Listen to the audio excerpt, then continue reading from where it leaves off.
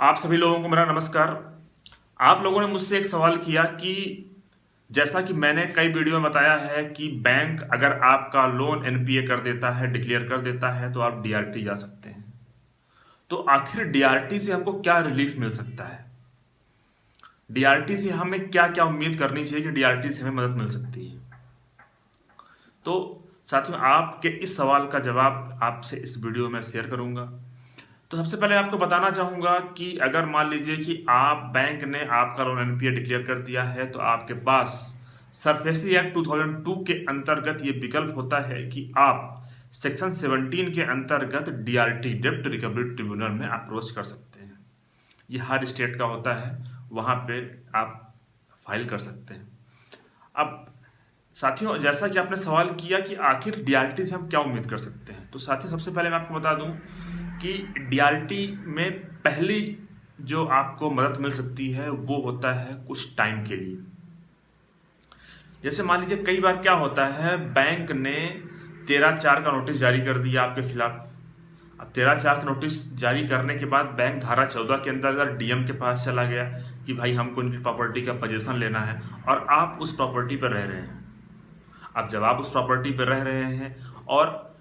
आपके पास अभी जैसे बैंक आपसे डिमांड कर रहा है कि मेरे को 15 लाख रुपए चाहिए, आपका जो टोटल अमाउंट है उसको आप पे करिए,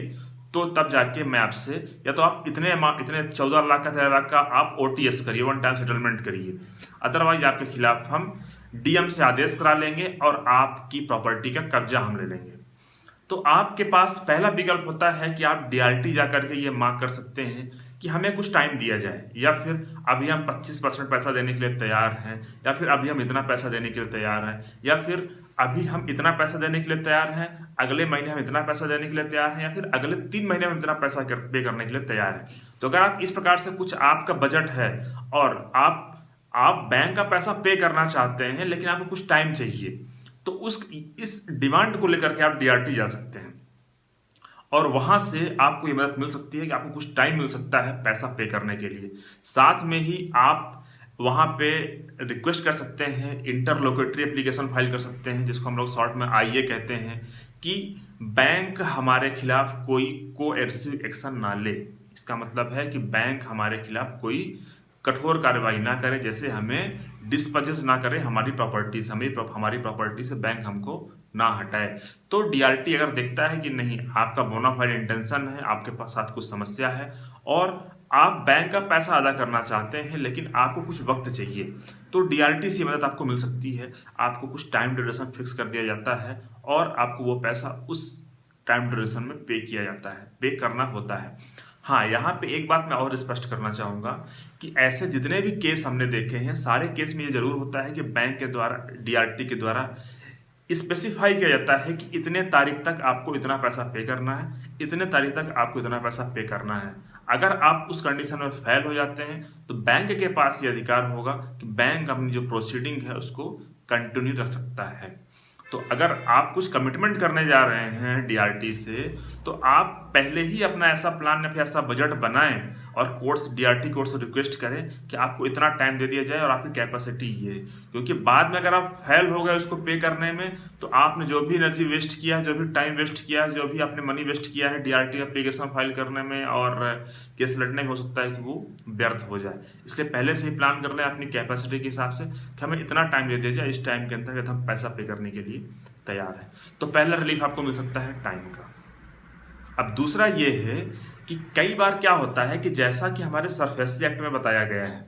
कि आपको इन सेक्शन का कंप्लायंस करना जरूरी है, बैंक कई बार उसको कंप्लायंस नहीं करता। जैसे मान लीजिए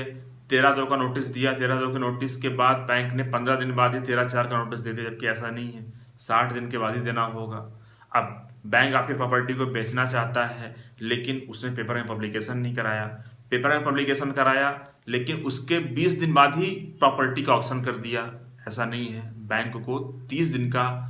टाइम देना होता है, उसके बाद ही बैंक प्रॉपर्टी को ऑक्शन कर सकता है। बैंक ने लोकल न्यूज़पेपर में उसको पब्लिकेशन नहीं कराया, या फिर कराया तो ऐसे न्यूज़पेपर में पब्लिकेशन करा दिया जो वहाँ पे सर्कुलेट ही नहीं होता है।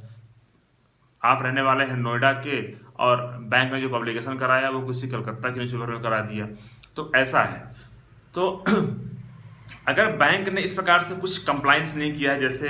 सरफेसी रूल्स है 2002 है, उसके अंतर्गत जैसे सेक्शन 8 सबसेक्शन 2 हो गया, सेक्शन 8 सबसेक्शन 6 हो गया, सेक्शन 9 सबसेक्शन 2 हो गया, तो काफ़ी सारे उस पर कुछ कंप्लाइंस हैं, बैंक को इतने दिन का नोटिस आपको देना पड़ेगा। अब जैसे मान लीजिए बैंक ने आपको नोटिस दिया 30 दिन का, और उसके बाद बैंक ने बताया कि भाई इतने तारीख को ऑक्शन होना है, इतने तारीख को नीलामी होना है। अब पता चला कि बैंक ने जो उस दिनांक को जो नीलामी आयोजित किया था वो फेल हो गई, कोई आया ही नहीं। तो अब ऐसा नहीं है कि बैंक की मनमानी हुई तो 10 दिन बाद बैंक ने फिर से नीलामी उसकी कर दिया। अब अगली बार बैंक जब भी नीलामी करेगा तो मतलब जब भी पहली बार अगर नीलामी करेगा तो आपको 30 दिन का नोटिस, और जब भी सब्सिक्वेंट नीलामी की जाएगी उसके लिए आपको 15 दिन का नोटिस दिया जाएगा। तो अगर बैंक ऐसा करना, ऐसा कंप्लाइंस नहीं करता है तो भी एक प्रकार से ये माना जाएगा कि उसने रूल्स का वायलेशन किया है। तो इस कंडीशन में मान लीजिए कि बैंक ने प्रॉपर्टी किसी को बेच दिया, तो आपके पास ये अधिकार होगा कि आप उसको, जो बैंक की जो प्रोसीजर है उसको सेट असाइड करा सकते हैं, मतलब निरस्त करा सकते हैं, क्योंकि बैंक ने जो प्रोसीजर उसको फॉलो करना चाहिए था बैंक ने उसका पालन नहीं किया है। तो अगर आपके केस में ऐसा है कि बैंक ने प्रॉपर्टी किसी दूसरे व्यक्ति को बेच दिया है, तो आपके पास विकल्प होगा कि आप ये आधार लेकर के कि बैंक ने, जैसा कि सरफेसी रूल्स में बताया गया है कि इतने इतने दिन का कंप्लायंस करना जरूरी है, वो बैंक ने नहीं किया है, इसलिए बैंक ने जो उस किसी परचेजर के पक्ष में जो प्रॉपर्टी बेच दिया उसके पक्ष में, तो उसको निरस्त कर दिया जाए। तो कई बार डीआरटी के द्वारा ऐसा कर दिया जाता है, और उस कंडीशन में क्या होता है कि ये बारोवर के पास विकल्प होता है कि वो चाहे तो उससे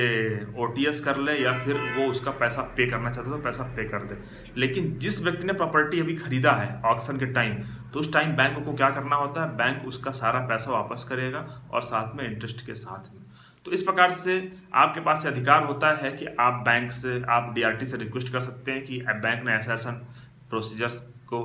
कंप्लायंस नहीं किया है, उसके आधार पे आपको बैंक डीआरटी से रिलीफ मिल सकता है। ये कुछ वीडियो मैं आपसे जो शेयर कर रहा हूँ, इसमें डीआरटी, बैंक या फिर इन दोनों से जुड़े हुए जो भी आपके पास राइट है उससे शेयर कर रहा हूँ। तो आप हमसे चैनल के माध्यम से जुड़े रहिए। धन्यवाद साथियों।